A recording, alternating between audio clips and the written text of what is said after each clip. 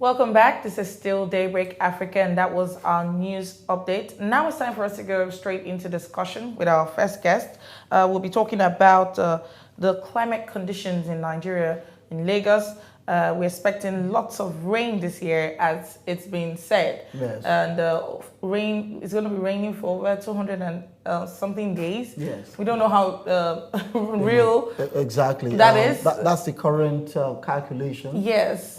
Subject to maybe weather changes and all of that. But beyond the rain, there are other environmental issues. And of course, before we went on that break, we did say that the guest we have here is Oladapo Shoneye. He is the head communications of the Nigerian Conservation Foundation, and an organization, a body, an NGO that has been there to look at how all of us has to be involved. We have to be involved in taking care of the environment. Thank you so much for coming. Looking at, first of all, before we talk about the environment, it does appear that COVID-19 is taking the world attention, perhaps temporarily, away from challenges inherent in the way man has handled the environment. You know, when WHO declared COVID-19 as pandemic, is a great, to use that word, it means that it's going to have a great impact, and we need to pay attention to it. Although the environment issue, there's a general issue, is call for concern, yes. But this, I think, has now taken the center stage, yes, and we need to pay attention to it, along with other environmental issues that we need to handle. Right. Okay. All right, so let's take a look at the weather. Now, before the COVID-19, climate change in Nigeria, most especially in Lagos, because that's where we are, has been kind of really funny. I remember when people expected the Harmattan in December. It didn't come. Instead, it came in January, February. We were feeling Harmattan. And then the rains did not stop till, in fact, in December, it still rained. When on a normal day, time, it's supposed to stop raining in October or thereabouts. Or so, yeah. In August, you know. So let's look at the rains we are supposed to be expecting this year. That amount is quite high. Yeah. How true is it that we'll be expecting that amount of rain? Let me first say that Nigeria is blessed with people, and people are knowledgeable, and government has, federal government set up a lot of agencies, and each agency started with one responsibility or the other. So the one that started with responsibility about the weather forecast and prediction is Nigerian Meteorological Agency, NiMet, okay. And they are doing it, and they have come up as far as January to tell us that we should expect rain. Each state minimum of 200 days might be non-interval, it might be with intervals and others. So, and the highest will be 270 days. 200 out of 300 and something days. How many days do we have in a year? And 365. 365 or 270 out of, you can see that we are in a big challenge. So I don't want us to take this thing as if somebody just wake up doing a prophecy that we are used to and it's not coming to pass. This is real. We just talked about, you just mentioned that yesterday there was downpour. Exactly. And it will continue like that. So what we need to do as serious people, when we have seen a prediction, is to pay attention to it. Okay. So, and then we begin to look at what can we do to mitigate this, and what should we do so that we will not have this kind of thing again. Interesting. And this weather adjustment is not just for Nigeria, but this is our own experience that is coming up. Yes. 200 plus days, plus minus. Some state 210, Lagos predicted 240 to 270 days. And so in other words, the coastal areas, yes, too, Lagos Port and Niger Delta, and so yes, they're going to be having Calabar heavy. And the rest of them. Heavy. Okay, looking at currently now that the world attention is on COVID-19, and Nigeria too, concerted effort. In fact, there are complaints and concerns that the government is not waking up as it should. Sure. How much of attention do you think will be paid to the weather condition? Because flooding is synonymous with our cities, particularly Lagos. Okay, there's a divided attention. How much of attention could this all receive? I don't want to believe that government is not paying attention to it or maybe distracted.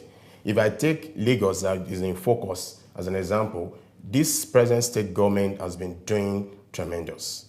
And as they are tackling, giving an update on COVID-19, they are also saying something about the environment. So I don't want to believe. Make your tea while Please go ahead. Okay. So I don't want to believe that they are not going to pay attention to it, because if you leave one for the other, then we are doomed. Okay. So the two are to be tackled together.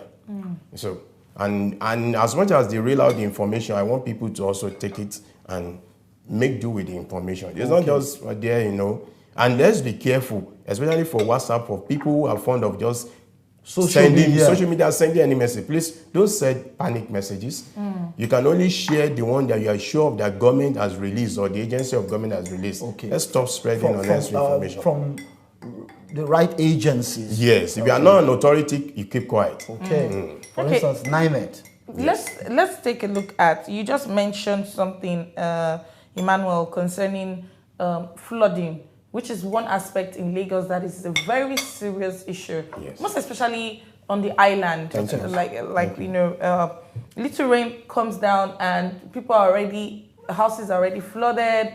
You see videos of people using boats on the island. You're wondering, wow, are we in the same area? So what do you think right now? We already know that places like that get flooded when there's rain. But even when the rains are not as heavy as what we are expecting, what exactly do you think the government is doing or should do when it comes to areas like that where any little rain, it's flooded? Flood-prone areas. Yes, I know that government is always giving information, using every available channel to pass information, but that's not enough.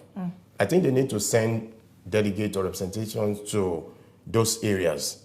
Because when people see government officials come around, they listen. And then you need to use their community leaders to talk to them. People respect, especially traditional rulers, they respect them a lot. And they listen to them.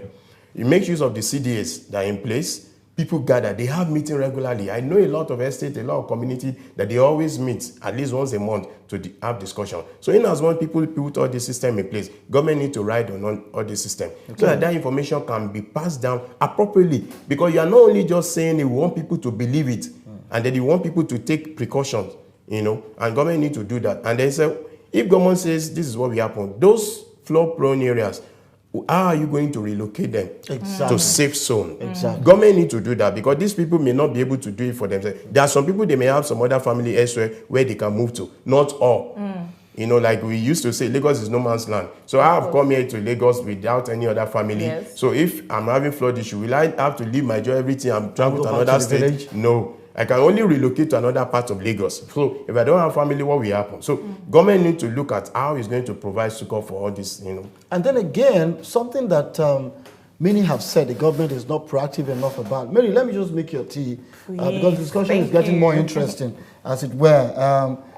That people move to flood-prone areas and begin to set up communities, settlements, and the government keeps watching, and the government does nothing until it becomes a huge settlement, and then eventually there is a problem of flooding, then the government moves in. What could be done by the government to actually tell people that you cannot settle here after proper investigation would have been carried out? Maybe that's your tea. Thank you. Well, I don't know if that is true, to say that government just be looking at people, the people who moved into somewhere, they just settle down, and government is not saying anything. I want to use an instance. There's an office, I will mention the organization at Ilupeju. Behind that organization is about 3-4-story building. We have a piece of land there. Some people just moved there and they began to live. Do you want to tell me they don't know that that land belongs to somebody? And they are what we call that the law, trespassers. They know. So people are waiting for government to tell them what is right.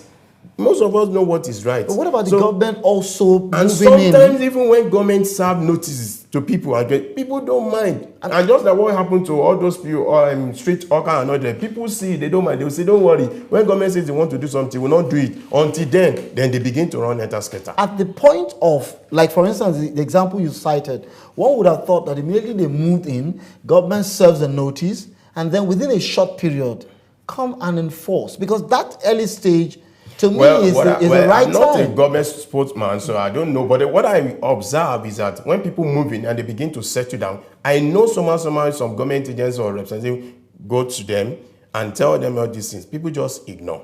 But however, you know, we are also human.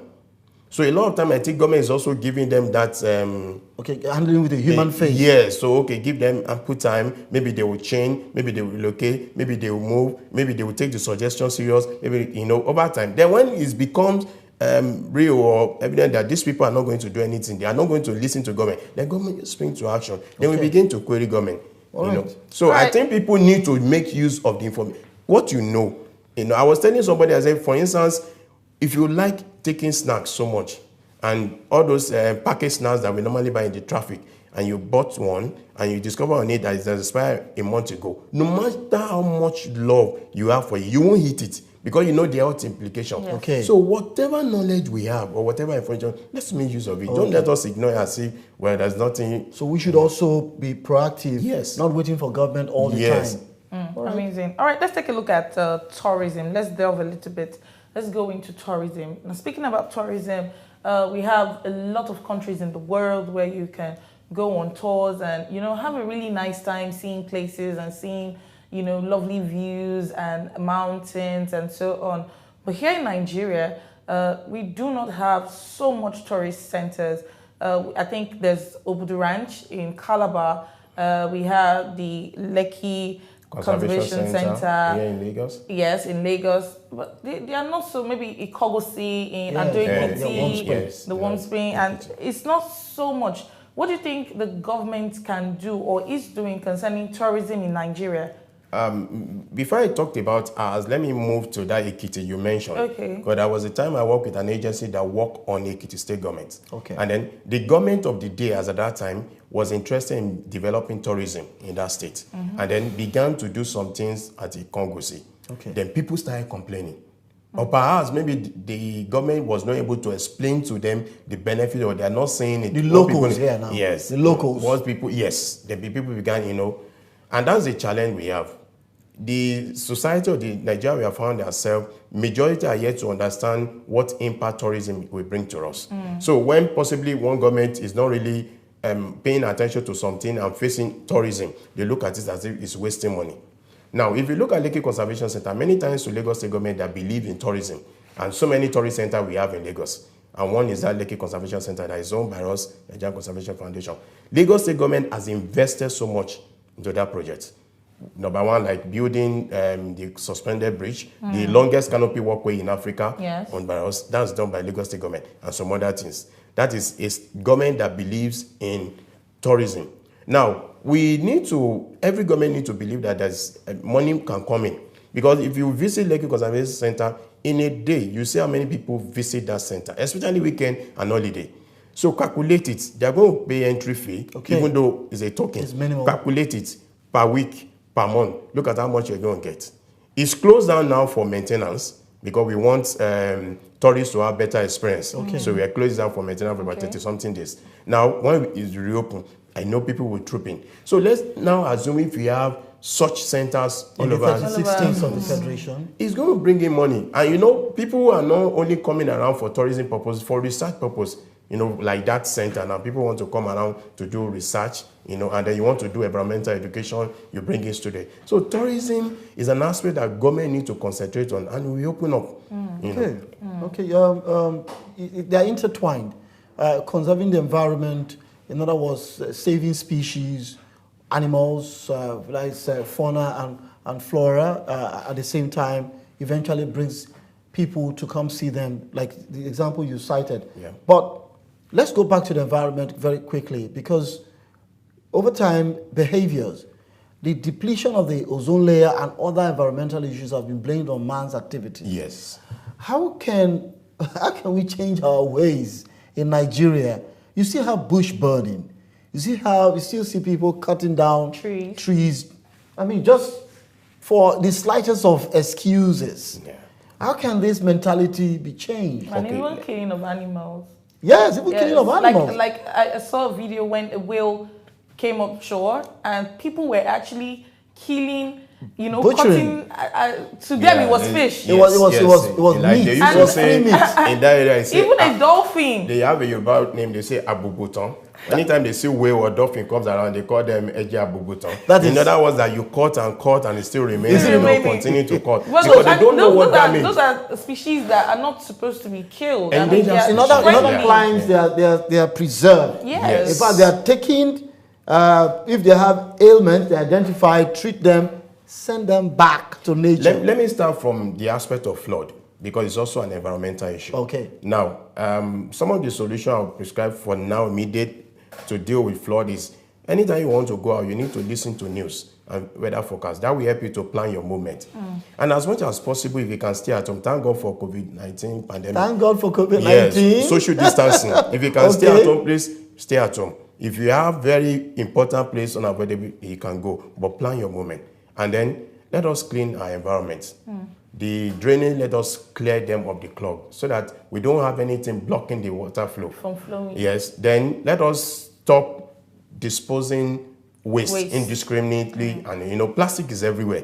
By the time it starts raining now, you see flood, you see the amount of plastic. If you go to beach, you will see it. In fact, sometimes we join some other organization or some other university student, we go to beach to do beach cleanup, and there's some other minor little agencies that are also doing beach cleanup. That is necessary for us, clean up the environment. And also thing we need to do is, we have trees around. Don't cut the trees, because trees provide fresh air for us.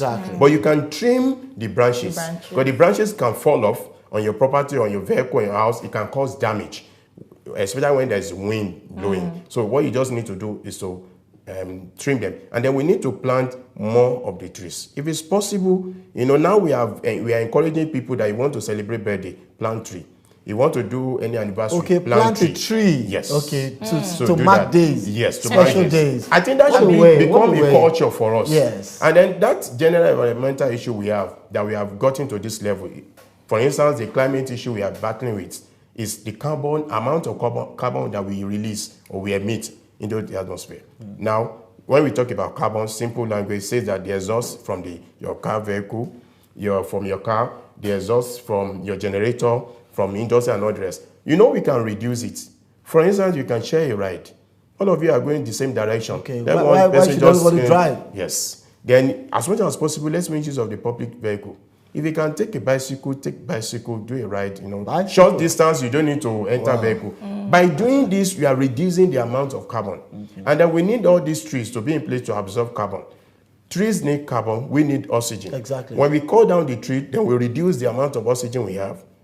If you come to our center, you discover that the air you breathe in that atmosphere is fresher. It's totally different. You cannot compare anywhere. It's like going to the forest to stay in the forest. So we can thrive easily in a clean environment, in a clean air environment. But where we don't have clean air, we are prone to diseases. Okay, because these trees, like you mentioned, they also serve as purifier for the air we breathe. And you're talking about plastics when it rains, then you realize it's more like all the notable brands are competing in the drainage. Well represented.